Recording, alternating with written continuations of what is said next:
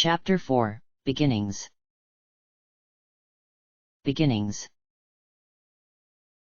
Jahara glanced out the window, looking south over the forests and hills they would be crossing that day on their way to Bergost.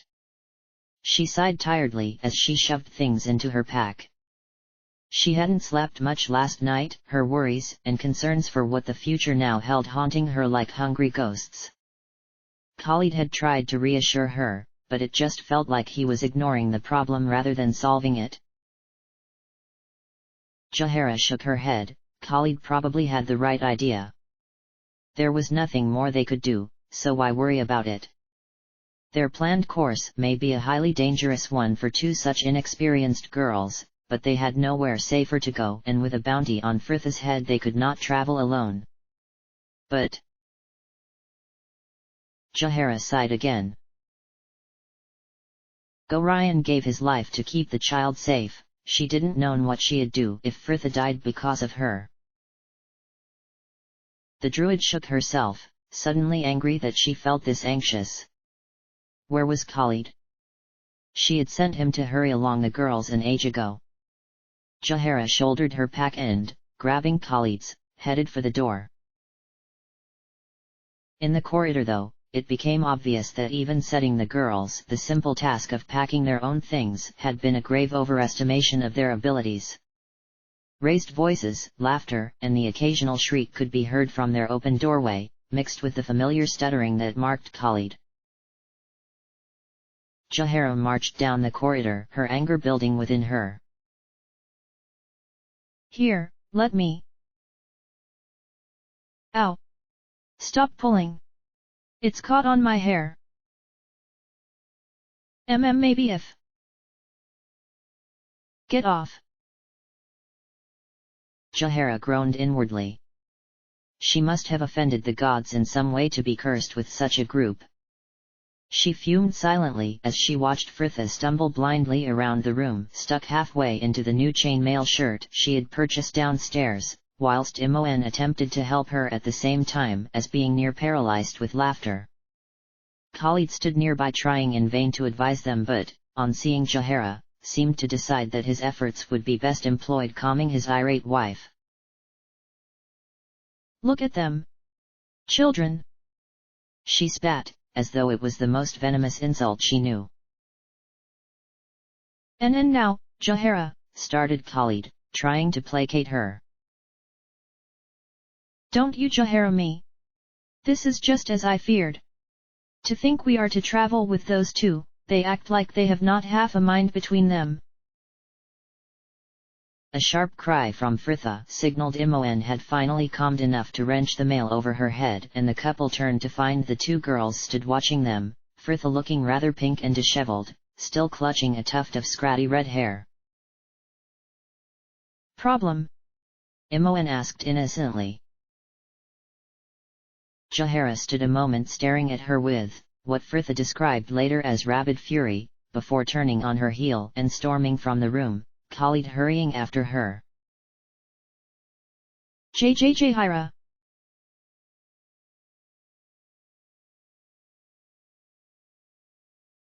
Fritha listened to the song of unseen birds as she followed Jahara and Khalid through the trees, Imoen at her side. It had been mid-morning by the time they had finally left the inn, and now Jahara was driving them south at a breakneck pace. Imoen glanced to her and grinned, wiping the sweat from her brow. Fritha too felt hot, the weight of the new chainmail digging in at her neck. She'd have to buy some sort of padding once they reached Bergost. A thrill of excitement traveled up her spine, making her shiver in spite of the heat. Bergost. She had never even set foot in a village before, let alone a town. Many of the groups and sages that visited Candlekeep stayed overnight there during their journey, and she had often wondered about the town that lay so close and yet seemed so far away. She had mentioned her anticipation to Imoen earlier, but the girl had been unimpressed.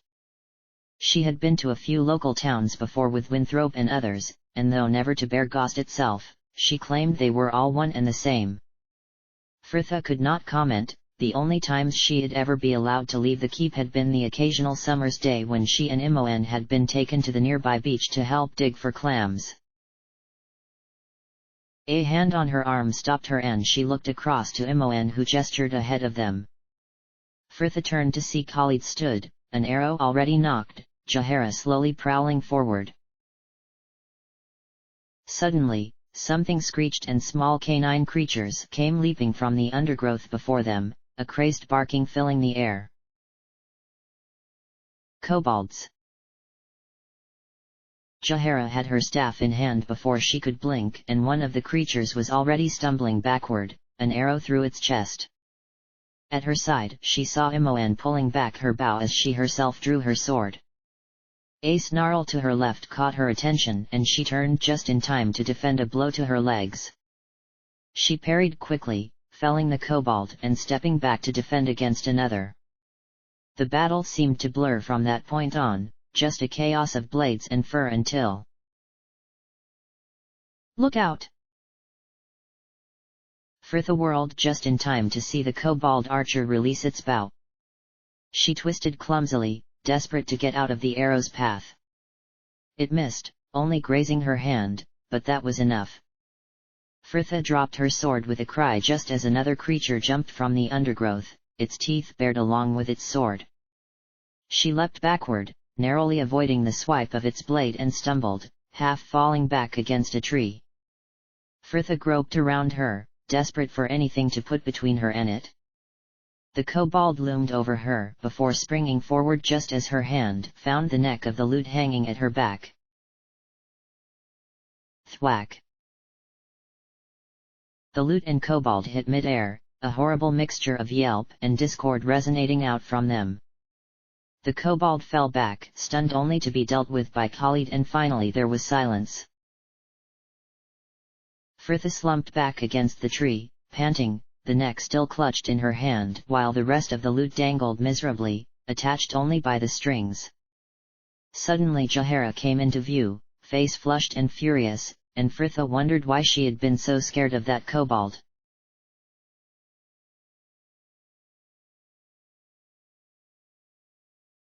Night had fallen quickly and all Frithia could hear were the sounds of the night creatures and the hiss of the rain in the campfire. In the branches above her a blanket had been hung, providing a dry spot in which she and Imoen now huddled. Across the fire she watched Khalid and Jahara talk, their voices low. Frithia sighed, turning her attention back to the two broken halves of lute laid in her lap while Imoen threw her last crust of bread into the fire, tossing a scowl to the pair with it, before turning to her friend. I can't believe Jahara, she really laid into you. She began with a wary glance to check they weren't being overheard. Frithia smiled at her friend's concern. Oh, don't let it bother you, she was just worried. She didn't sound very worried, said Imoen with another scowl to the woman. Frithia shrugged. Jahara had been very angry, that was true, and she had said some rather choice things about her mental aptitude and physical state, but Frithia did not take any of it to heart. Jahara's anger had been born from fear, not malice. It was just seemed to be the druid's way of expressing her more intense emotions. Jahara doesn't want us here.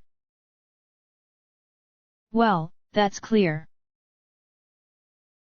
It's not that she doesn't like us, she's worried for our safety, scared she can't protect us. Imoen looked skeptical. How do you know? Frithia shrugged. It was obvious, wasn't it? Yeah, well, she still shouldn't have said those things, Imoen continued, watching her closely as though trying to gauge how hurt she had been. Frithia smiled. I've heard worse, even Gorion had his moments. And as soon as the words left her mouth she wished she hadn't said them, hadn't even thought them. It was as though a lump of ice had been dropped into her stomach. She hadn't thought of him all day and the guilt of this realization lay heavy on her. Do you miss him? asked Imoen quietly, and Fritha wanted more than anything to say yes, to cry and grieve, but it would have been a lie. She sighed deeply and shook her head. Not as much as I feel I should. She glanced to Imoen, ready to face her appalled look, but the girl just nodded calmly for her to continue. It's complicated.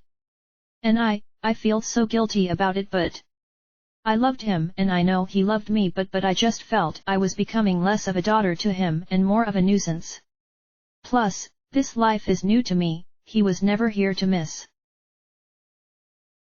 Fritha smiled weakly. It's almost as though he's still at home in Candlekeep waiting for me. She looked down at the broken lute in her hands, laying the pieces gently beside her pack. It's no good, I'll find someone to fix it tomorrow. Night, Imoen.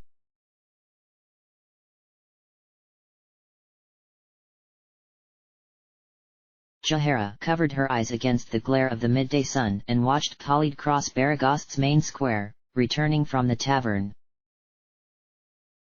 Any news? Khalid shook his head. Nothing. The contact for this area says it's the same all along the Sword Coast. The iron is rotten, the ruling council and Baldur's Gate seem content to blame and they claim to have no knowledge of the matter. Jahara sighed. We have to get to Nashkel. Find out who is behind this. Still, however important their mission was, they both knew that more pressing concerns now faced them. After buying the additional rations and equipment needed for the 2 extra people now in their company, money was definitely in short supply. She had even been reluctant to allow the girl to have her lute fixed since it was of no real use to her anyway, but Imoen had just happened to mention it had been a gift from Gorion and Khalid would hear nothing against it being mended from then on. Jahara frowned. For some reason, Fritha disturbed her as much as the iron crisis did. She had commented to Khalid about the awe with which Fritha had first entered Baragast, a small town and not an especially impressive one either. It wasn't until Imoen interrupted, explaining that Fritha had never before left Candlekeep, that her behavior had made sense. Still, Jahara had found Fritha, and the excitement she held for everything in Baragast, unnerving, and had sent the girls to explore at a distance at the earliest opportunity. Jahara glanced behind her. Imoen was talking to the town crier and Fritha was still in the workshop of a nearby carpenter having that useless instrument of hers mended. She watched as the girl finally paid the man and, calling to Imoen as she passed, skipped back to them, her lute in its usual place, slung across her back. Hello Khalid, Jahara, Fritha greeted as a voice called from across the square. Hail adventurers! Fritha looked up to see a handsome youth with curly brown hair and a harp at his belt approaching them. He bowed once as he arrived and continued politely. How would you like a well-paid job as bodyguards for my mistress? Imoen voiced what they were all thinking. Well, we do need the money. Fritha nodded in agreement and the young man smiled. I'm Garrick and I work for Silka Rosina. She's the most skilled musician and actor along the Sword Coast. In fact, she's to play at the Ducal Palace before the month's done. But she's been having some problems of late. Some thugs have been hired by Feldpost to hurt her because she didn't perform at his inn when she was supposed to, not that you can blame her with a villain like Feldpost running the place. She needs mercenaries to protect her until she's ready to go to Baldur's Gate. She's willing to pay about 300 gold. What do you say? Fritha turned to them. Well, the month ends in a fortnight, so we wouldn't be working for her longer than that. What do you think? It sounds acceptable, said Jahara with a nod, and Fritha turned back to Garrick. Okay. That sounds fair. This way please. They followed the man around the corner to where a short gracile woman was stood outside the inn. She was very pretty with olive skin and a shining length of straight black hair and, like Garrick, she had a harp slung at her hip. Mistress, these are the mercenaries I hired. Greetings, I am Silka, thespian extraordinaire, she trailed with a smile. I assume that Garrick has explained what your duties are to be. You must simply dispose of the ruffians when they come to threaten me and guard me against any further attacks until I leave for Baldur's Gate. They shouldn't be too hard to deal with, but be warned, one is a mage whose words can sway the wisest man. No hope for you then, Fritha, Imoen whispered, smirking. So I would advise you do not speak with them. Silka turned to look up the street, her dark hair sweeping over elegantly over her shoulder as she did so. Ah, here they are now, Feldpost's thugs, strike when I tell you to, she said, and Fritha wondered at their timing as three men approached. Greetings Silka. We're here as you've asked and we have they. The first began genially enough. Don't threaten me. Silka snarled, the airiness suddenly gone from her voice. I won't be easy prey for you to beat on. I've brought friends. What are you talking about? We're here with the gems that... Shut up. There'll be no weaseling out of this one. Strike now. Kill them all. What? Questioned Fritha, confused. You are joking? They haven't done anything. Silka's smile faded and her eyes grew wide.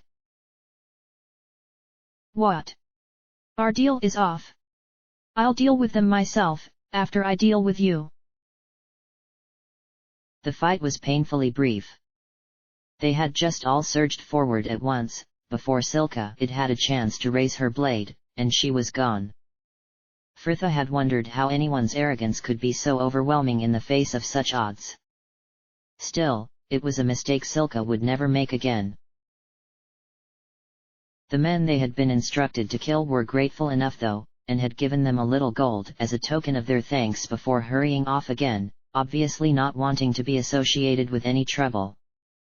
Behind her she heard a sigh and she turned to see Garrick staring dully at the body as Khalid gently searched it. Silka's dead. I guess she had it coming, but it does kind of leave me out of a job. He sighed dejectedly. Here, come on, said Fritha, trying to cheer him and ignore the body herself. We're going to the inn. Buy you a drink. Garrick looked up, his young face suddenly brighter. Really? Thanks.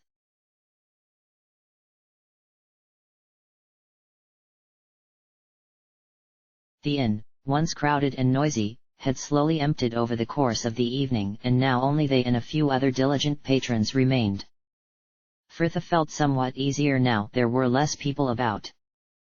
Another bounty hunter had been waiting for her here and she had been a little edgy ever since, unable to look at any stranger without wondering whether they too had a blade for her.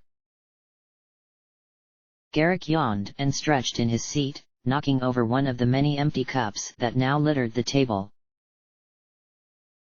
Well, friends, it's been an enjoyable evening, but I really should get back to my lodgings. Yes, it's late, agreed Fritha, rising to shake hands with him. Sorry about killing your patron and all. Good luck for the future. Yeah, try to find someone more reputable to work for next time, added Imoen with a grin that Garrick returned.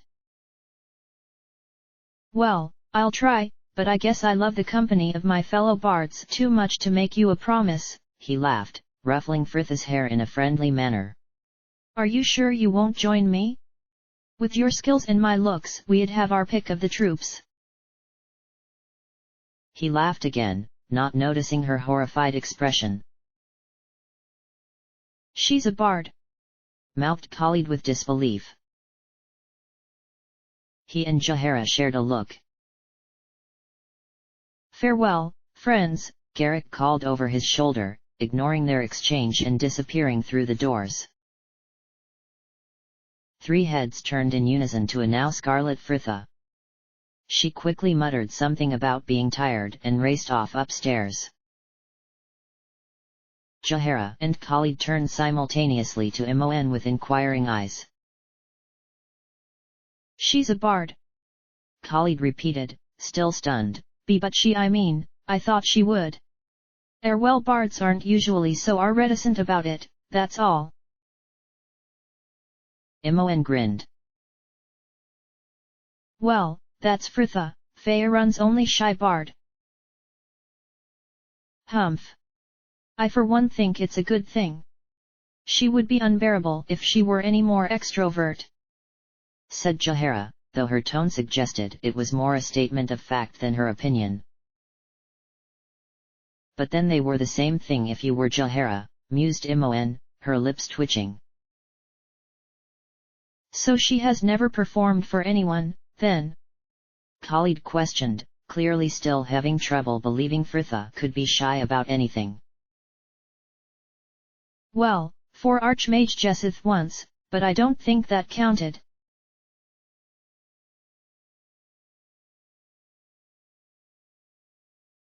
Mon walked past row after row of books muttering to herself.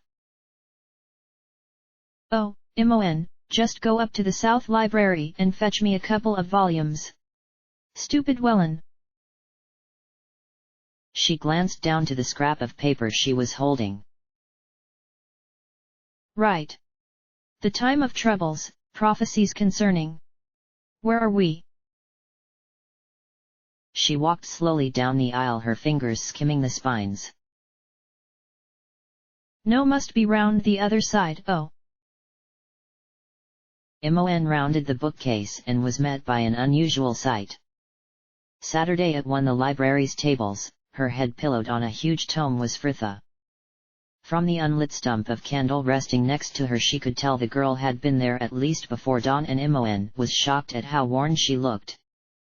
She barely saw her friend since she had started her classes, but the girl didn't usually have to resort to studying all night. "Gods, Fritha, you look awful." Fritha groaned, glancing up slightly from the open book, the page sticking to her face where she had drooled in her sleep. "Mon." Mon grinned as her friend freed the paper, briskly rubbing her face. "What time is it?" "Just before the morning bell." Fritha heaved a deep sigh before slamming the book shut and rising. "Thanks for waking me," she mumbled, grabbing her bag and heading towards the South Tower. Suddenly something dawned on Mon.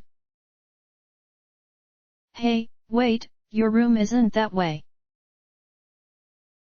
Fritha turned back with a look of scorn, but it couldn't last long in the face of Mon's concern, and after a moment, she sighed and shook her head. "I know. Jessith is holding some extra lectures since the novices from the Temple of Gond are here. Told me yesterday, after class. He thinks it would be beneficial for me to attend." Mon turned over the book. "Magical Devices and Their Origins" was stamped on the leather cover in worn gold letters. "You think he's setting you up," said Mon flatly. Fritha gave a weary shrug. "Oh, who knows with Jessith? I just don't want to be made a fool of in front of the others. Look, I've got to go. See you around, okay?" And with that, she turned and left. It was with a growing sense of trepidation that Fritha climbed the stairs of the South Tower. Her classes were usually held in one of the small rooms in the second-floor library, and the unfamiliarity of this place did nothing to calm her nerves. Finally she reached the door, pushing it open to find herself in a large circular room, a blackboard, lectern, and desk at one side, while tiered seating and desks rose around it, putting her in mind of an amphitheater, and Fritha wondered whether anyone would be fed to the lions today. A few of the novices had already arrived and were huddled in a group before the desk, chattering amongst themselves. They turned to stare at her as she passed, her loose mismatched clothing a stark difference from the crisp neat uniforms they were wearing. Fritha sighed, feeling more out of place by the moment, and she skipped up the steps, stopping about halfway up and moving along the road to sit by a window.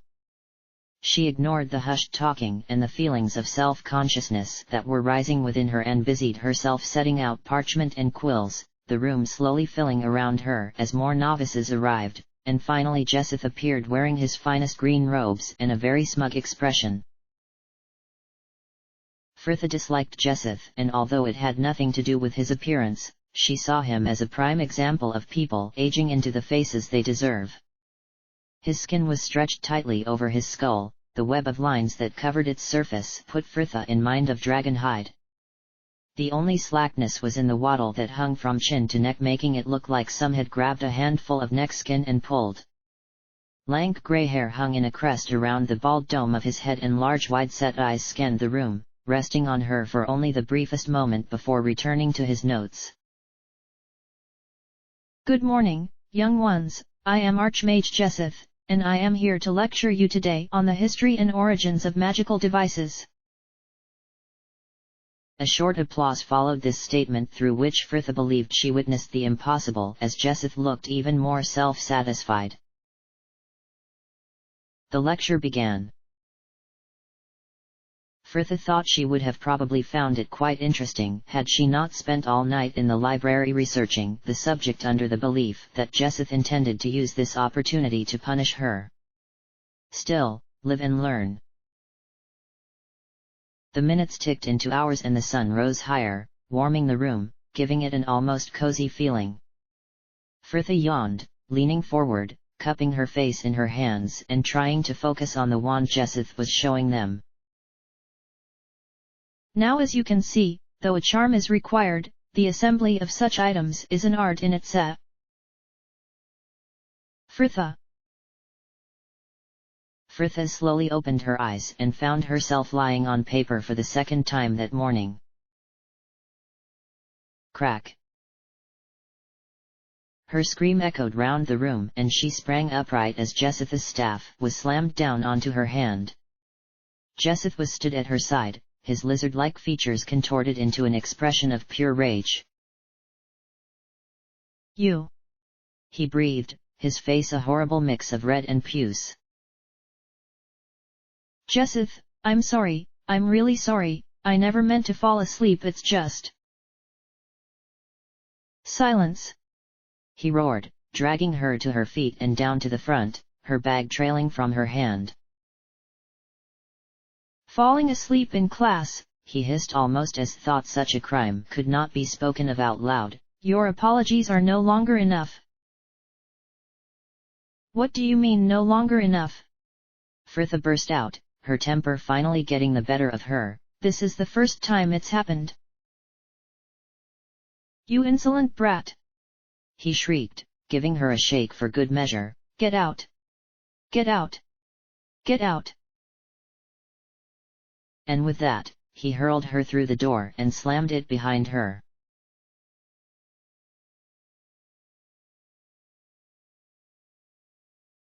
The refectory was always quiet that time of day. Light streamed in from the high windows, and the only sound was from one of the cooks marching in and out of the kitchens bringing through great cauldrons of stew. Imoen reached for the one that had just been placed on her table, filled her bowl and slowly began her lunch. She was so lost in her own thoughts, sat enjoying the peace before the midday rush, that she nearly choked when a familiar bag suddenly landed on the table next to her with a resounding thud. She looked round to see Fritha pull out a chair and throw herself into it, her face like thunder. Fritha, what happened? Shouldn't you still be in class? No. That Saurian bastard threw me out for falling asleep. She fumed, serving herself some stew with such violence that most of it ended up splattered across the table. Look at my hand. Imoen winced. A thick welt ran diagonally across the back of her hand and one of the knuckles was split. He must have really hit her. What are you going to do? Fritha narrowed her eyes slightly for a moment and Imoen almost felt quite sorry for Jessith. I'm going to apologize. What? How? Fritha grinned malevolently. Well, they do say nothing touches the heart like a song.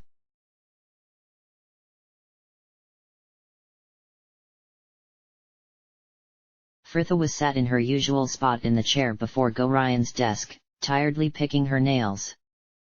Behind her stood Jessith and Welyn, who, having been the first on the scene when she had clambered out the haystack, had obviously not wanted to miss a chance to see her punished and, once Jessith arrived, he had insisted on accompanying them to Gorian. She winced slightly, rubbing the ache in her shoulder.